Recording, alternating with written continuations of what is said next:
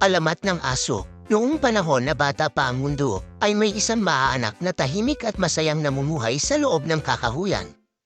Ang ama na si Roque ay mabait at mapagkalina sa kanyang pamilya. Nagtatanim siya ng mga gulay at nanghuhuli ng mga hayop sa gubat upang kanilang pagkain. Samantalang ang ina naman na si Magda siyang nag-aasikaso sa kanilang bahay at dalawang anak na sina Maria at Jose. Minsan, nagulat ang pamilya sa pagdating ni Roque mula sa mga pasang gubat nang ito ay maligaw. Inaalagaan ito ng pamilya, at sa paglipas ng panahon, naging malakas na ang lalaki na nakilala nilang Damaso.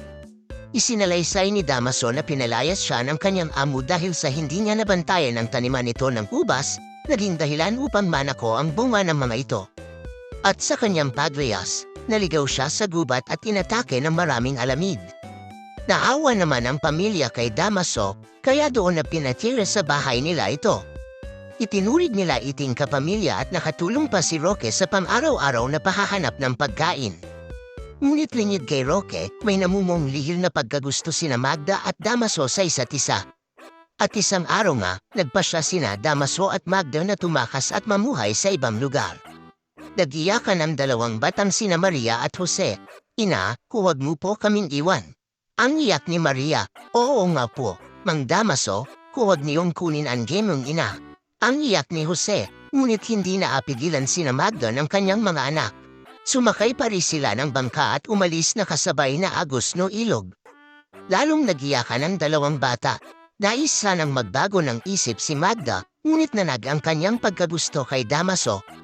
Mula sa malayo, anong gulat nila Magda nang makitang nagtalunan sa ilog sina Maria at Jose upang humabol. Napatayo si Magda sa bangka dahil alam niyang marunong lumangoy ang dalawang bata. Siyang pagdating ni Roque na agad ding tumalon sa ilog upang iligtas ang mga anak. Ngunit lumakas ang agos ng ilog at napailalim sa tubig ang mag-aama. Mula sa malayo, natanong ni Magda at Damaso ang pangyayari. At sising-sisi ang dalawa sa kanilang nagawa, lalo pat hindi na nila nakitang pumaimbabaw sa tubig ang mag-aama. Bigla, mula sa tubig ay isang babae ang lumutang sa hangin. "Masahol pa kayo sa mga hayop. Dahil sa inyong makasariling pagnanasa ay nagawa ninyong saktan ng ibang tao. Dapat lamang kayong maging kauri ng hayop," ang wika ng babaeng diwata pala ng ilog.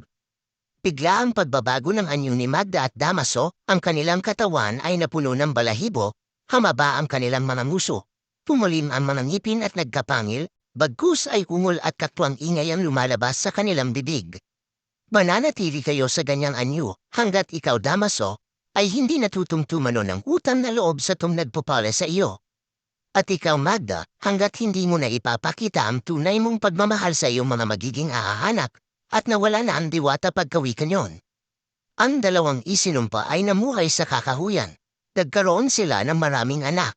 Sila ang unang angka ng mga aso sa daigdig. At sa pagdami ng mga tao, ang mga aso ay naging alaga nila sa kanilang mga tahanan. At hanggang ngayon na ay pinatutunayan pa rin ng mga aso na sila ay tapat sa kanilang mga amo. Pinabantayan nila ang mga bahay ng kanilang amo at ipinagtatanggol ang mga ito sa mga kaaway upang patunayan na tumatanaw sila ng utang na loob sapagkat umaasa pa rin silang mawawala ang sumpa ng diwata. Ang mga inahing aso naman ay labis na binabantayan ng kanilang mga tuta upang sa ganun ay papatunayan ding marunong na silang magmahal sa kanilang mga anak. Kaya't maging maingat tayong makasakit ng ibang tao, lalo na ang nagpupolo o tumutulong sa atin, sapagkat may kaparusahan sa mga taong hindi marunong tumano ng utang na loob na tulad ni Damaso, at ganun din sa mga taong hindi marunong magmahal na tulad ni Magda.